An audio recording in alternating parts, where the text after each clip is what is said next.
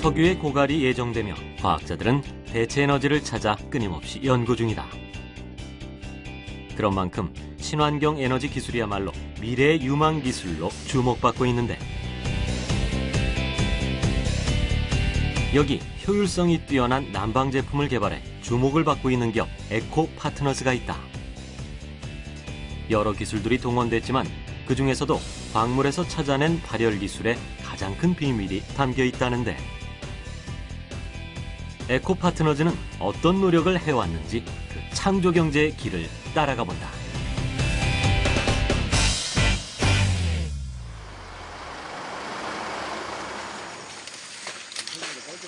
가을로 접어드는 길목이지만 비닐하우스 안은 온통 푸른 빛이다. 딸기 농사가 한창이기 때문이다. 그런데 최근 딸기의 작황이 썩 좋은 편이 아니라 뭔가 새로운 조치가 필요했고, 바로 오늘이 그 결정을 실천하기로 한 날이라는데. 지금 여기 같으면 이제 기존의 방카슈나 비교를 하시면 알겠지만 먼저 꽃을 핍니다. 딸기가 여기 기온이 처음 하는 거라 잘 어떻게 될지 모르니까 편한데. 비닐하우스 재배가 활발해지며 겨울 과일로 자리 잡은 딸기는 여간 까다로운 작물이 아니다. 그러면 그 때가 바뀌면 또 딸기 농사는 1년도 넘게 되는 농사인데, 농가에서는 기름이 너무 비싸고 또 너무 많이 들어가기 때문에 그거를 절약하고 아끼려고 하다 보니까 냉해를 입는 그런 상황도 많이 있었습니다. 고심 끝에 생각한 것이 새로운 난방기인 광열기였다. 기존에 사용하고 있던 난방기도 있는 데다 초기 비용이 부담스러웠던 것은 사실이지만, 그럼에도 기존과 다른 난방기를 설치하는 데는 특별한 이유가 있어서다.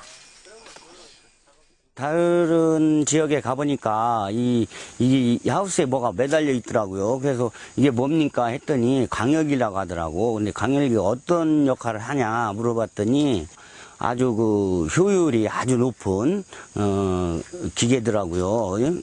저 전기세도 많이 덜 들어가고 또 기름값도 절약하고, 뭐 그래서 저도 한번 이 설치를 한번 해봤습니다. 보기엔 일반 난방 제품과 크게 다름없어 보이는 광열기. 최근 중국의 농촌 지역을 시작으로 국내 농가에서도 심심찮게 회자되고 있는 새로운 난방기라는데, 광열기라는 이름을 가진 물건인데요. 이거는 기존의 보일러를 대신해서 난방을 할 수 있는 광물질을 이용한 난방 장치입니다. 광열기를 사용하면서부터 난방비를 많이 줄였다는 박정미 주부를 만났다. 광열기를 사용하면서 난방비는 줄이고 난방 효과는 제대로 본다고. 과연 가능한 일일까? 방풍 비닐은 기본, 난방 전원은 꺼져 있는데. 지금은 보일러비가 많이 나오잖아요. 그래서 지금 틀지 않아요. 난방비를 줄이기 위해 그녀가 택한 것은 바로 이것. 오늘 지금 뭐 키신 거세요? 가정용 발열기예요. 가정용으로 쓸 수 있는 거거든요. 이 광열기를 쓰고 난 후로 난방비가 확연히 줄었다고 하는데, 도시가스 그 연료비가 많이 절감됐어요. 한 30-40%요. 이 광열기 하나로 연료비를 줄이면서 난방 효과는 확실히 본다고 합니다. 항상 손님이 많은 피부과 병원. 이곳에서도 광열기로 난방 효과 제대로 보고 있다고 하는데요. 난방비를 줄이기 위한 선택, 어떻게 했을까요? 전기료 절감 때문에 히터 이것저것 알아보다가 에너지 절약이 많이 된다고 해서 선택해서 설치하게 됐는데, 환자분들이 건조함도 훨씬 덜 느끼시고요. 환기도 필요 없어서 고객들 만족도가 훨씬 좋은 것 같아요. 화재의 위험이 거의 없는 친환경 발열기. 기존의 난방기 제품에 비해 환경에 따라 난방비를 30에서 50%를 절감할 수 있다고 합니다. 광열기는 공기 중에 있는 수분을 전혀 증발시키지 않습니다. 그래서 지하방이나 특히 농작물에서 비닐하우스, 또 가정집, 환기가 필요 없기 때문에 열 효율이 그만큼 높다고 할 수가 있겠습니다. 조금은 낯선 개념의 난방기. 광물 에너지를 활용했다고 해서 광열기라는 이름을 가진 이 개발품에는 과연 어떤 기술이 담겨 있는 걸까?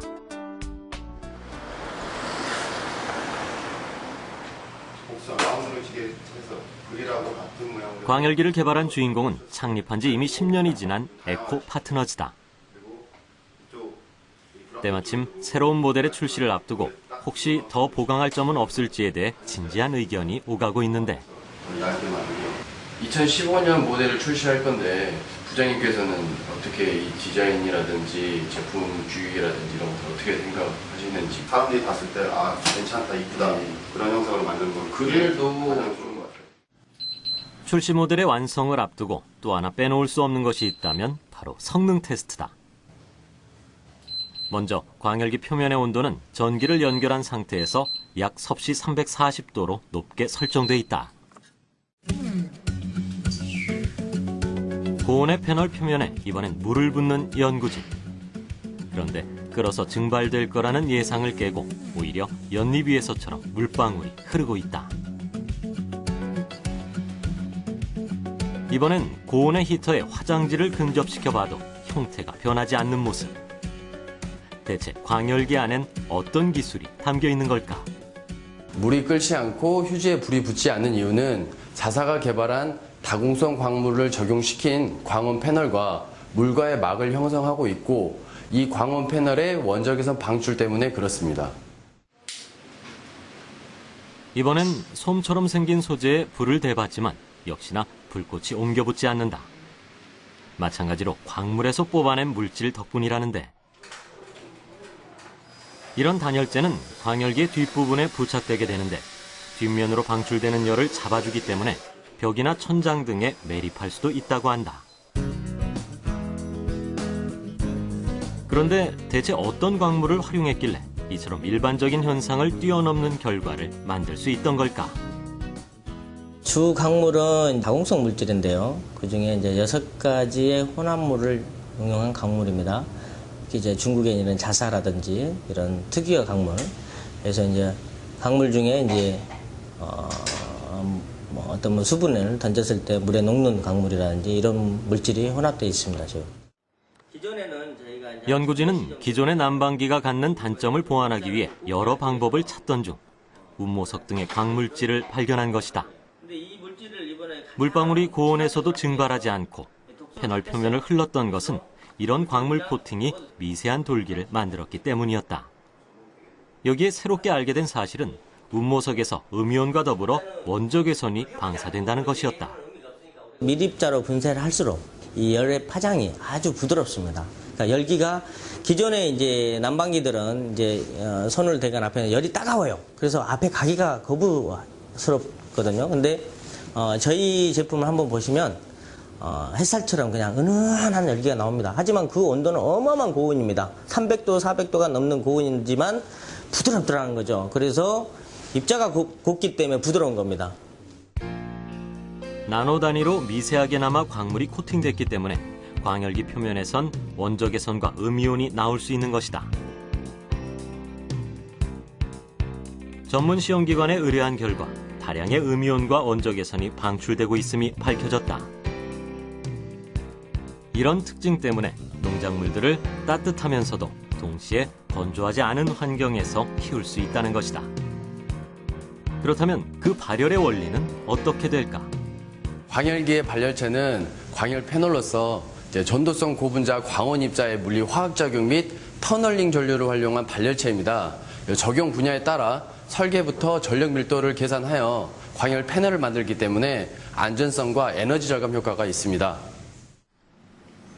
그 밖에도 광열 패널에는 자기 제어 저항 기술이 담겨 있어 발열체가 일정 온도 이상으로 올라가면 스스로 전원을 차단하고 과부하가 일어나지 않도록 설계돼 있다. 에너지 절감 효과와 더불어 화재로부터 안심인 기술이다. 그렇다면 이런 광열기는 주로 어디에 사용되고 있을까? 광열기는 다양한 분야에서 적용할 수 있습니다.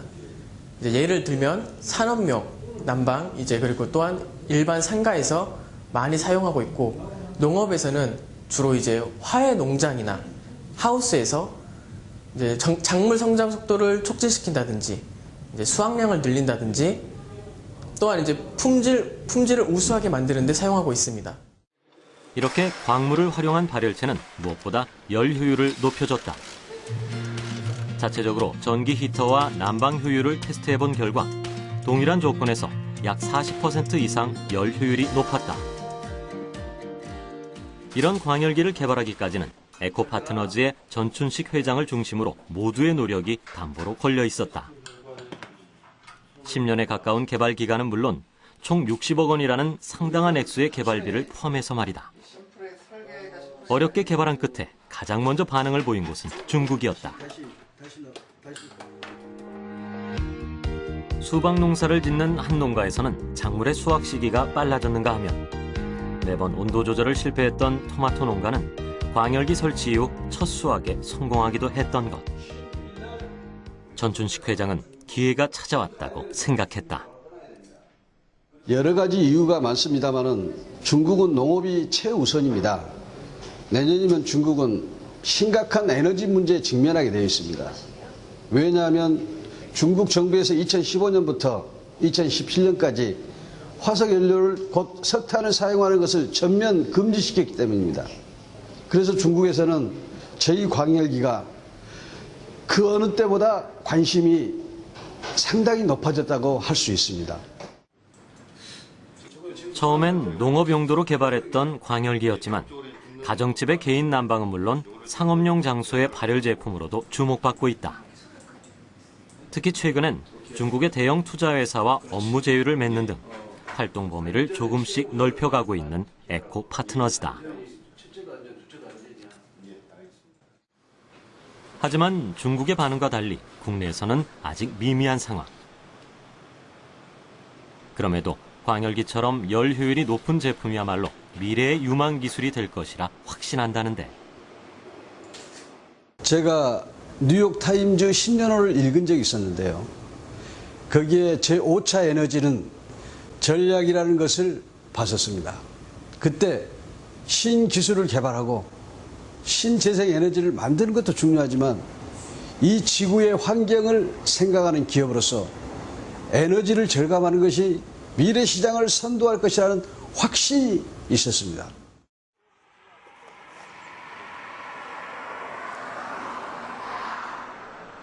얼마 전 에코파트너즈는 경기도와 인천 두 곳에 생산 공장을 확대 이전했다.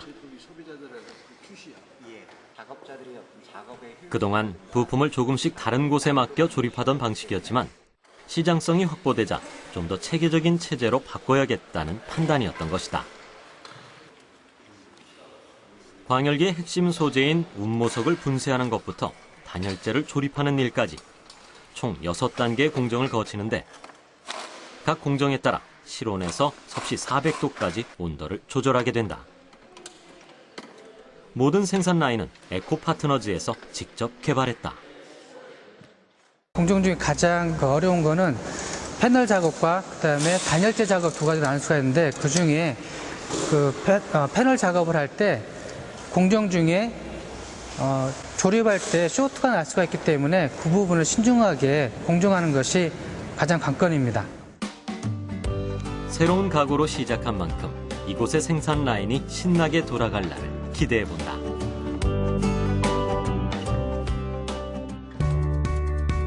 오랜 시간과 노력, 그리고 예상을 뛰어넘은 개발 비용까지 에코파트너즈는 참 먼 길을 걸어왔다. 친환경 기술을 만들고 싶다는 집념이 아니었다면 과연 여기까지 올 수 있었을까? 많은 사람과 좋은 환경에서 자란 사람과 동식물은 건강하게 살거나 자랍니다. 그래서 저희 에코파트너즈의 창조 경제는 친환경적인 사고와 기술입니다. 에코파트너즈의 창조 경제는 친환경적인 사고와 기술이다.